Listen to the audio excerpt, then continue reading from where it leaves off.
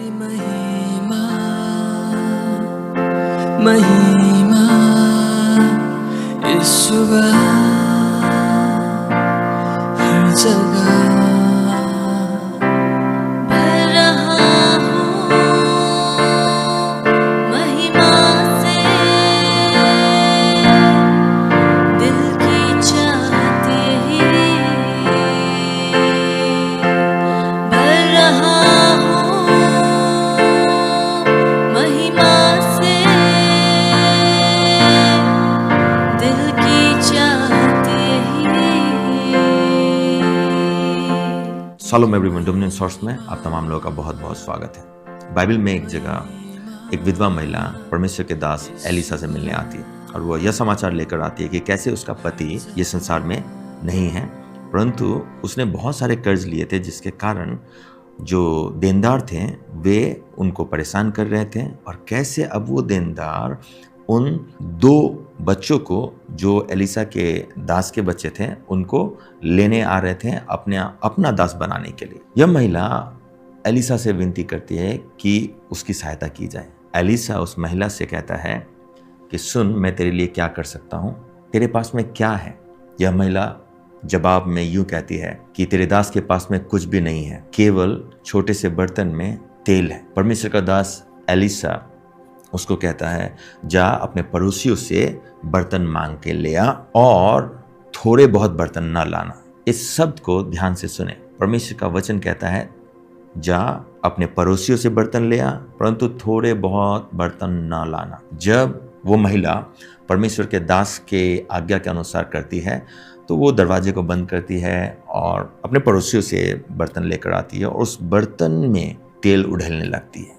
परमेश्वर का वचन कहता है कि वो तेल उड़ेलती रहती है और वो उस बर्तन का तेल खत्म नहीं होता है। उस बर्तन का तेल तभी खत्म होता है जब उनके पास में बर्तन खत्म हो जाते हैं। हम में से बहुत सारे लोग आशीष चाहते तो जरूर हैं, लेकिन हमारे पास में उन आशीषों को रखने का बर्तन नहीं होता। परमेश्वर का वचन हमको यूं कहता है कि उसके डिब्बे के जो तेल तब तक खत्म नहीं हुए जब तक उस तेल का स्थान दूसरे बर्तन में जाने को था, और जैसे ही बर्तन भर जाती हैं वो तेल भी खत्म हो जाता है। आज हमारे जीवन में कई क्षेत्र में, चाहे वो हमारे फाइनेंस का क्षेत्र हो, रिलेशनशिप का क्षेत्र हो, हमारी आत्मिकता के भी जो क्षेत्र हैं, उन सभी क्षेत्रों में समस्या ये नहीं है कि हमारे पास में आशीष नहीं, समस्या ये है कि उन आशीषों को लेने का स्थान हमारे पास में नहीं है। हम परमेश्वर से प्रॉस्पेरिटी तो मांग रहे हैं, लेकिन उस समृद्धि को लेने का जगह हमने तैयार नहीं किया। हमारे पास में वो सोच नहीं है। हम आज भी गरीबों वाली मानसिकता में जीते हैं, लेकिन हम समृद्धि होना चाहते हैं। आज भी हम लोगों को एक अच्छा घर चाहिए, लेकिन जो हमारे पास में है हमने उसको झोपड़ी से कम नहीं रख रखा है। आज भी हम लोग एक बंगले में तो रहना चाहते हैं, लेकिन हमारे पास में जो एक फ्लैट है जिसमें केवल एक बेडरूम है, उसको हमने आज तक अच्छे ढंग से नहीं रख रखा है। आप तब तक आशीष नहीं पाओगे जब तक आप अपने स्थान को चौड़ा नहीं करोगे। आपके जीवन में तब तक चमत्कार नहीं होगा जब तक आप चमत्कार के स्थान को नहीं बनाओगे। आपको परमेश्वर तब तक अपनी महिमा प्रकट नहीं करेगा जब तक आप महिमा को प्रकट करने का कारण अपने जीवन में नहीं लेकर आओगे। इसीलिए बहुत जरूरी है प्रत्येक सुबह उठकर उन बातों की घोषणा करें जिन बातों से आपके विश्वास का स्तर बढ़ता है, जिन बातों से आपके विश्वास में एक छलांग आती है, जिन बातों के कारण आपके सोचने का जो तरीका है वो बदल जाता है। और तब आप देखोगे कैसे आप खुद पर खुद परमेश्वर के वचन के अनुसार अपने जीवन में परमेश्वर के राज्य के लिए स्थान को चौड़ा कर रहे हो।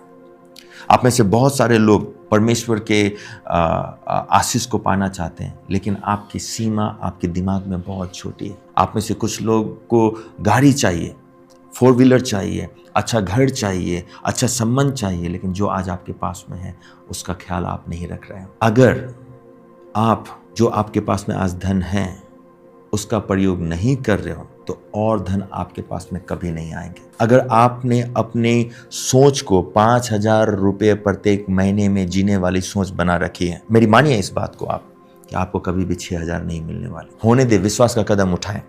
अगर आपको 5,000 तनख्वाह मिलता है, मैं उदाहरण के लिए बता रहा हूँ, हो सकता है आपको 20,000 मिलता हो, 30,000 मिलता हो, कलीसिया में देना बंद ना करें।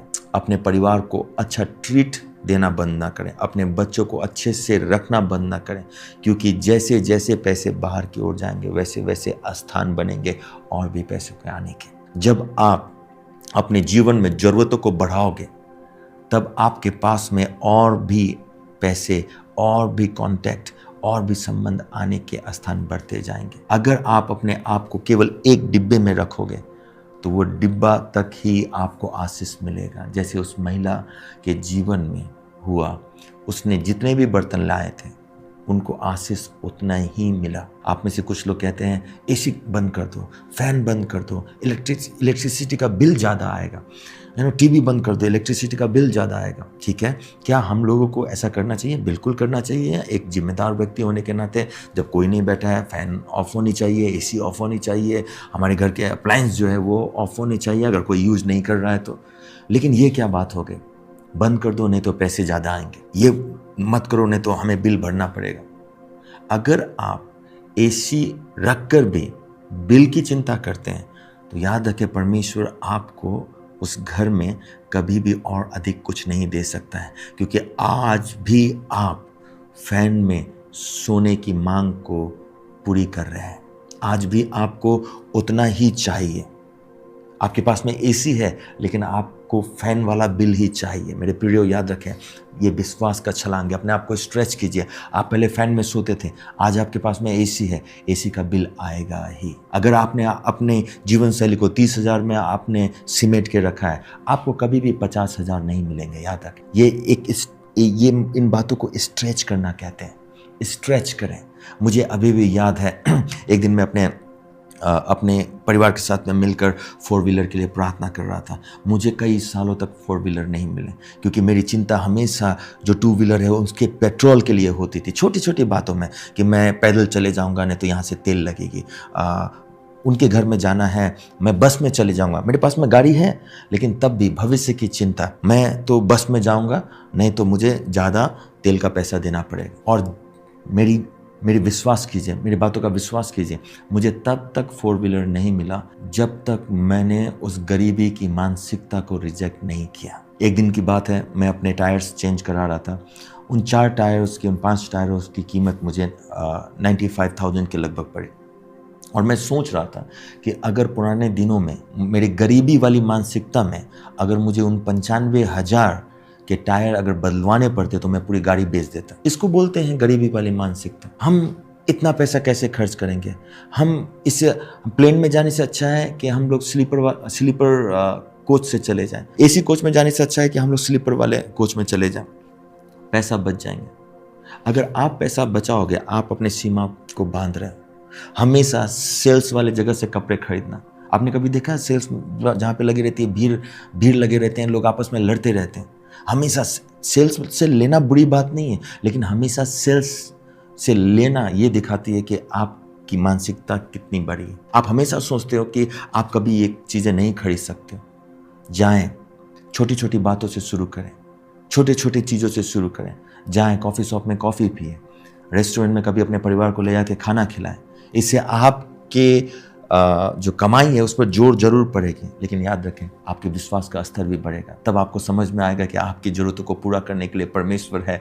आज आप अपनी ज़रूरतों को अपने जेब से पूरी कर रहे हैं क्योंकि आपको पता है आपका तनख्वाह इतना है। लेकिन जब आप ऐसे कदम उठाते हो, जब आप कहते हो प्रभु बहुत हो गया 2 व्हीलर में चलना, ये पुराने 2 व्हीलर में चलना, मुझे 4 व्हीलर चाहिए, और तब जब आप 4 व्हीलर को देखते हो और तब जब आप उसकी बात की घोषणा करते हो, आप ऐसे जीते हो जैसे आप 4 व्हीलर आपके पास है, आप कैब्स कर रहे हो, आप कैब्स में जा रहे हो, आप 2 व्हीलर को छू नहीं रहे हो, आपको जहाँ कहीं पे भी जाना है कैब्स का इस्तेमाल कर रहे हो, तो आपका खर्चा बढ़ता है। और जब आपका खर्चा बढ़ता है आपको अपने विश्वास को बढ़ाना पड़ता है, और यूं ही आप अपने जीवन के हर एक क्षेत्र में अपने स्थान को चौड़ा करते हैं। याद रखें, हमारा परमेश्वर रहोबोत का खुदा है, वह मरा नहीं है। वह आपको भी एक रहोबोत का आशीष वाला व्यक्ति बनाना चाहता है। वह आपके जीवन में भी हर एक स्थान में आशीष देना चाहता है।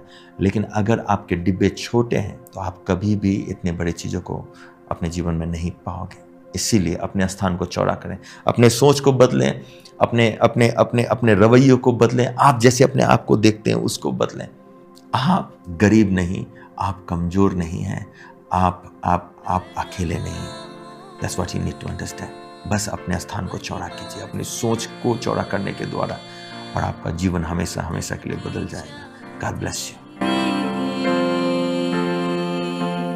तेरी महिमा